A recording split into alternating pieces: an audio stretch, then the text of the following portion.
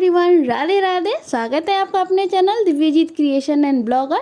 और यहाँ तक आपने मेरा ब्लॉग लास्ट देखा था जिसमें 7 फेरे के 7 वचन जो होते हैं वो क्या क्या होते हैं, क्या क्या लिए जाते हैं लड़का और लड़की को, दूल्हा दुल्हन को, वो सब आपने सुना होगा, पंडित जी ने बताया था। और अब इसमें आप बहुत सारी चीज़ें देखेंगी। तो यहाँ पे दूसरा रस्म की तैयारी चल रही है। तो वचन तो हो गए थे, उसके बाद यहाँ एक रस्म होती है। कौन सी रस्म होती है अब देखिएगा आगे। और हाँ, वीडियो इन तक ज़रूर देखिएगा। और एक बात तो यहाँ पे सब मजाक करने में लगे हैं कि जैसे कि मैंने पिछले ब्लॉग में भी बताया था, जूता सामने से ऑफ़र किया गया था कि आप ले जाइए, क्योंकि ये हक होता है सालियों का लेने का, जूता चुराने का। और फिर उनको सस्पिशन में भी डाल दिया गया कि भाई ये जूता ओरिजिनल है कि डुप्लीकेट है, मतलब कि दूल्हे का है या फिर किसी और का है। तो वो लोग चेक कर रहे थे। आप देखिए मोबाइल में सब लेके क्रॉस चेक कर रहे थे कि नहीं भाई ये तो ओरिजिनल ही है, मतलब दूल्हे का ही शूज़ है। तो यहाँ पे सब मतलब इसी हंसी मजाक में लगे थे। और ये देखिए यहाँ पे ये रस्म होता है, इसका मुझे नाम नहीं पता है। इसमें एक छोटा सा पत्थर होता है, उसी को इधर से उधर करना होता है। मुझे नहीं पता इसका मतलब क्या होता है। मैंने भी एक्चुअली कहूँ तो फर्स्ट टाइम ही देखा है। बहुत सारे अलग अलग नियम होते हैं हम लोगों के यहाँ शादी में। कहीं होता है कि जो सिलबट्टा होता है उसका जो कूटने वाला होता है उस पर कुछ रस्म होते हैं, कई जगह लावा मिलाए जाते हैं। लेकिन ये रस्म मैंने पहली बार देखा था और आपने भी देखा होगा। तो आप लोग अगर जानते हो तो प्लीज़ ज़रूर कमेंट करें ये कौन सी रस्म है, क्योंकि मैं इस रस्म के बारे में नहीं जानती हूँ। और ये देखिए अभी सब हम लोग शादी देखने में बिजी है, बाकी सब चले गए थे। और यहाँ अब हो रही है फेरे की रस्म शुरू। तो इसमें दुल्हन के भाई क्या करते हैं कि वहीं फेरे दिलाते हैं। और वो क्या करते हैं, दूल्हा के गले में, जैसे कि पहले के टाइम में क्या करते थे, दूल्हा के फिर गले में गमछा डालते थे, बट अब वैसा नहीं होता है, गमछा कोई यूज नहीं करता है। तो शेरवानी का जो दुपट्टा होता है वो रखते हैं, या शॉल रख के ऐसे गले में लगा के फिर उनको फेरे दिलाते हैं, गोल गोल घुमाते हैं। हमारे यहाँ बिहार में ऐसे ही फेरे पड़ते हैं दूल्हा दुल्हन के, जिसमें भाई फेरे दिलाते हैं।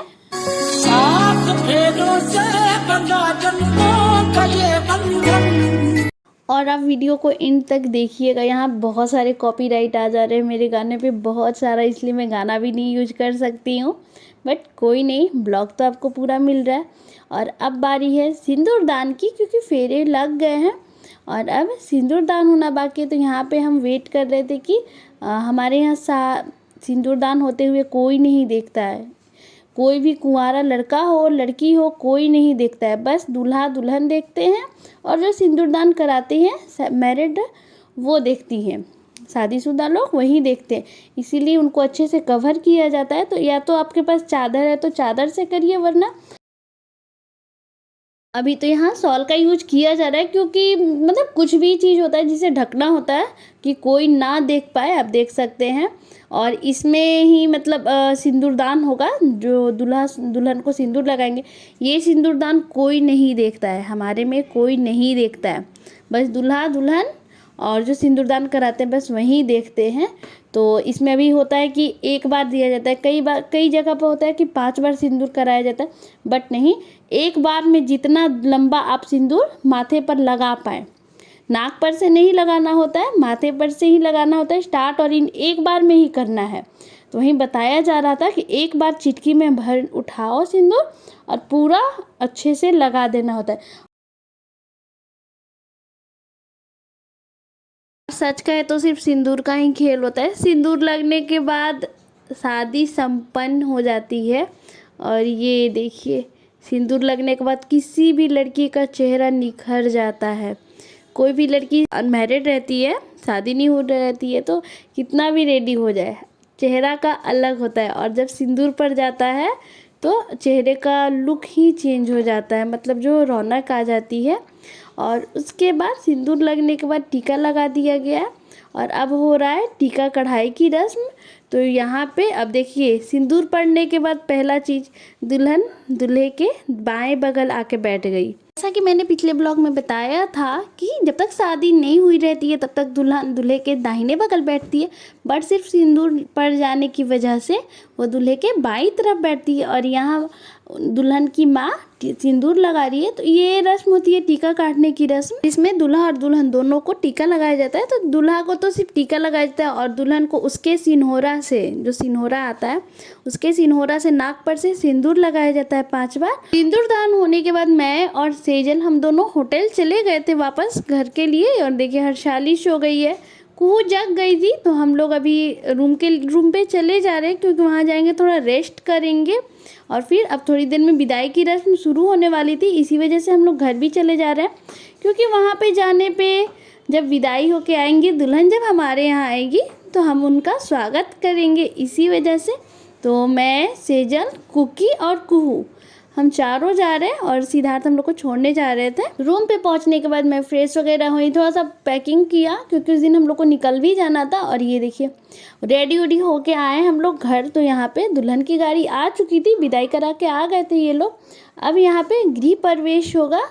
तो अभी किशन इस साइड बैठे था तो वो उस साइड चला जा रहा है क्योंकि अभी यहाँ पे तो अभी होगी मांग भौराई की रस्म। और मतलब बहुत सारी रस्में अभी बाकी है होनी, तो आप वीडियो इन तक देखिएगा।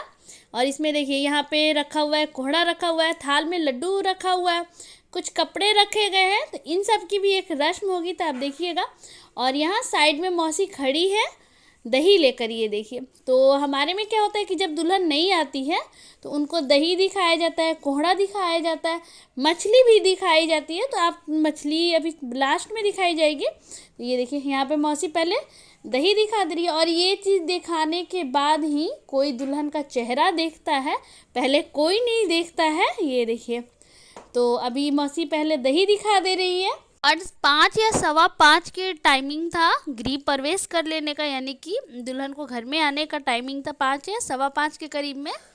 तो इसीलिए थोड़ा जल्दी भी हो रहा था कि जल्दी जल्दी कर ले, और टाइम से पहले थे, बहुत अच्छा टाइम पे ये लोग का विदाई हुआ था, द्वार पे आ गए थे। और जो रस्म होती है वो तो करनी ही है। तो अभी देखिए बुआ ने एक पम्पकिन दिखा दिया, पम्पकिन यानी कि कोहड़ा दिखा दिया।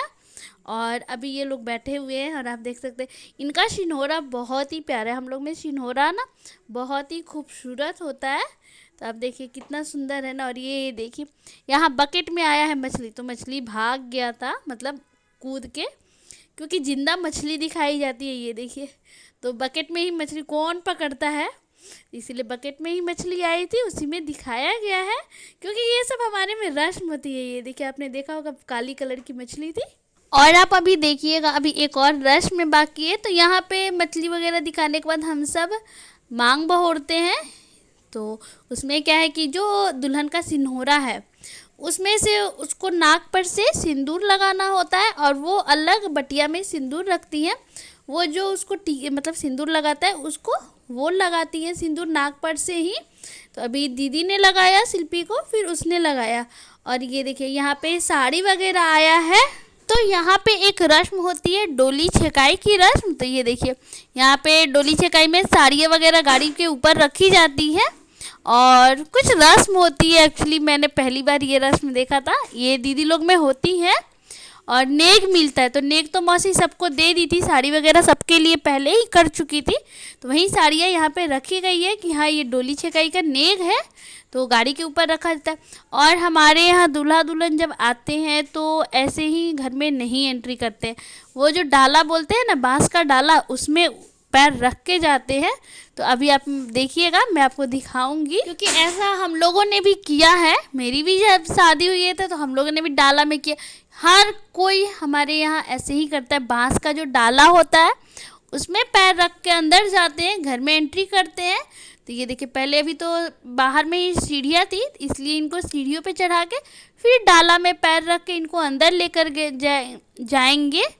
और मतलब कहा जाता है ना कि जब डाला में अगर पैर रख के जाते हैं तो बहुत सारे मान्यता है, जिसमें से एक मान्यता ये है कि डाला बांस से बनता है और बांस बहुत लंबे समय तक रहता है। मतलब बांस की आयु जो बोलते हैं वो बहुत लंबी होती है।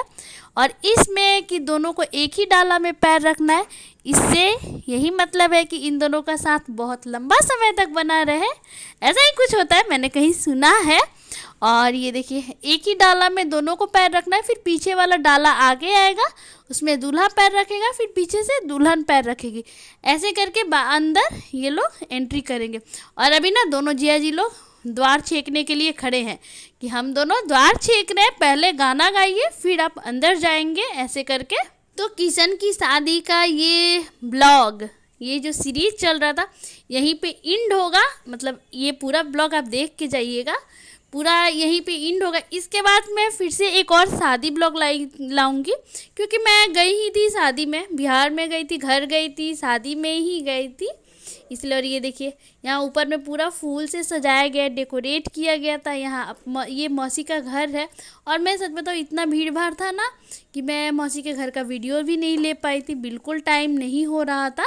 और उसी दिन ये सब करने के बाद, खाना पीना खाने के बाद हम लोग वापस, मैं चनपटिया भी आ गई थी, क्योंकि मुझे तुरंत वहाँ से अपने मायके रमगढ़वा के लिए निकलना भी था, इसी वजह से। और ये देखिए यहाँ पे भी टीका कढ़ाई हो रहा है, जिसमें ये भी मौसी है, ये लड़का को चुमावन कर दे रही है, फिर दुल्हन को उनका सिंदूरा खोल के उसमें से सिंदूर लगा दे रही है, और वो भी अलग बटिया से सिंदूर लगा दे रही है उनको।